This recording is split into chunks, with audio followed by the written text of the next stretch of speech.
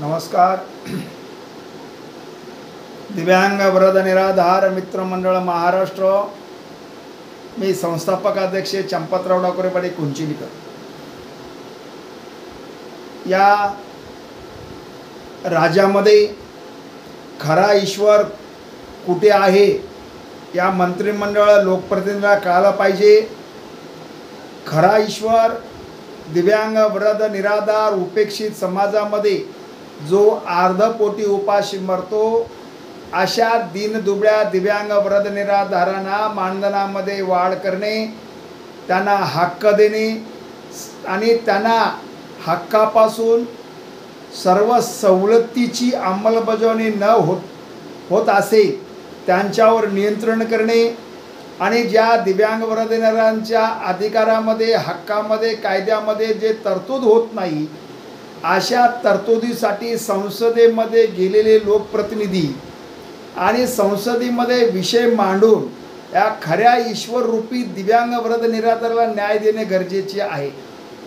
पण आज आमच्या महाराष्ट्रामध्ये या संतांच्या भूमीमध्ये संतानं सांगितल्याप्रमाणे जे का रंजले गांजले त्यासी मने जो आपोले आणि त्याच दिनदुबळ्यामध्ये देव ओळखावा असे संतांचे वाक्य असताना सुद्धा या लोकप्रतिनिधींनी खऱ्या ईश्वररूपी दिव्यांगाची सेवा न करता, दिव्यांगांना हक्क न देता आणि आपल्या येणाऱ्या निवडणुकीमध्ये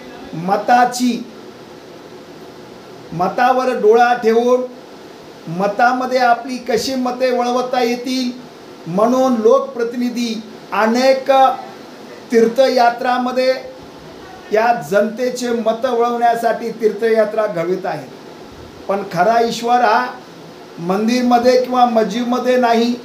जो दीनदुबळा आहे, जे भुकेला आहे, तो अन्नापासून वंचित आहे, त्यांच्यावर या लोकप्रतिनिधी लक्ष देणं गरजेचे असताना सुद्धा आज खऱ्या ईश्वर दिव्यांग वरद निराधारांना हक्कापासून वंचित ठेवून अनेक सवलतीचा अनेक योजनेचा पाऊस पाडून ज्यांनी कोणी मागणी केली नाही अशा लोकांना सवलतीमध्ये आश्वासन देणे किंवा सवलतीची अंमलबजावणी करण्याऐवजी जो खरा दिव्यांग आहे तो दर महिन्याला दिव्यांग वरद निराधार 1,500 रुपये मानधनामध्ये कसा जीवन जगत असेल याचा विचार लोकप्रतिनिधीने करायला पाहिजे. आणि दिव्यांग वरद निराधारांच्या हक्कासाठी 2016ला कायदा करून सुद्धा अनेक दिव्यांगावर अन्याय केला जातो.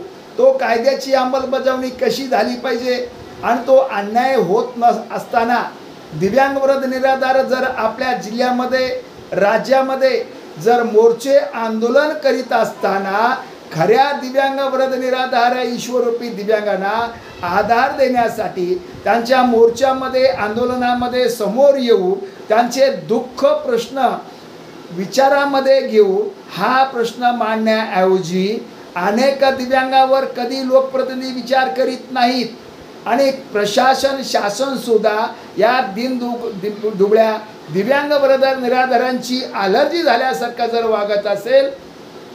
यासाठी येणाऱ्या 10 सप्टेंबर रोजी नांदेड जिल्ह्यातील सर्व दिव्यांग वरद निराधारांना मी विनंती करतोय की आपल्या हक्कासाठी कोणी आपल्या समोर येणार नाही. आपला हक्क आपल्याला जर घ्यायचा असेल तर माननीय जिल्हाधिकारी महोदय यांच्या मार्फत आपण महाराष्ट्राचे लोकप्रिय मुख्यमंत्री महाराष्ट्राचे सर्व मंत्रिमंडळांना निवेदनाद्वारे दिव्यांग वरद निराधारांना हक्क द्या. जर तुम्हाला हक्क देता येत नसेल तर जंगली जनावरांप्रमाणे आम्हा दिव्यांग वरद निराधारांना जगणे अशक्य आहे. म्हणून एक तर न्याय हक्क द्या. जर न्याय हक्क देता येत नसेल तर आम्हाला स्वइच्छा मरण्याची परवानगी मिळावी म्हणून 10 सप्टेंबर 2024 पासून नांदेड जिल्हाधिकारी कार्यालयासमोर बेमुदत धरणे आंदोलन करण्यात येणार आहे. हे आंदोलन एका प्रकारचे राहणार नाही, त्यामध्ये अनेक प्रकारचे आम्ही आंदोलन करण्याचा निर्णय घेतलेला आहे.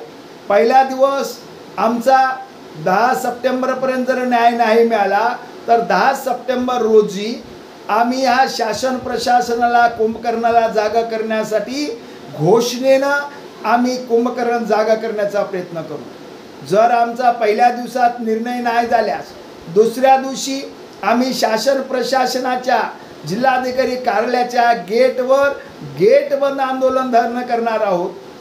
दुसऱ्या दिवशी जरी आमचा विचार नाही झाला, तिसऱ्या दिवशी आम्ही कलेक्टर साहेबाच्या टेबल धरू आंदोलन करण्याचा निर्णय घेतलेला आहे। तिसऱ्या दिवशी आमचा जर विचार नाही झाला तर चौथ्या दिवशी आमचा दिव्यांगाचा बोंबमारो आंदोलन करून या बोंबमारो आंदोलनामध्ये या शासन प्रशासनाला आम्ही जागा करण्याचा प्रयत्न करणार आहोत।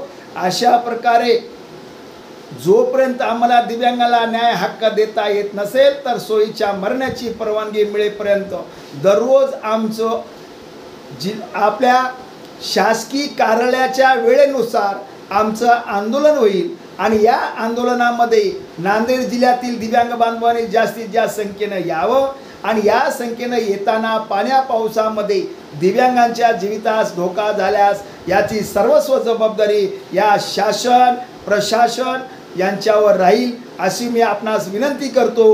ही वेळ या शासन प्रशासनावर येऊ नये म्हणून शासन प्रशासनाने आमच्या दिव्यांग वृद्ध निराधारांना 9 सप्टेंबर 2024 पर्यंत आम्हाला न्याय हक्क द्यावा अशी आणि नांदेड जिल्ह्यात 9 दिव्यांगावर होत असलेल्या अन्याय याबद्दल आपण त्वरित दखल घ्यावी अशी विनंती या व्हिडिओद्वारे मी आपल्या सगळ्या शासन प्रशासनाला जागा करण्याचा प्रयत्न करीत आहोत। जय हिंद, जय महाराष्ट्र।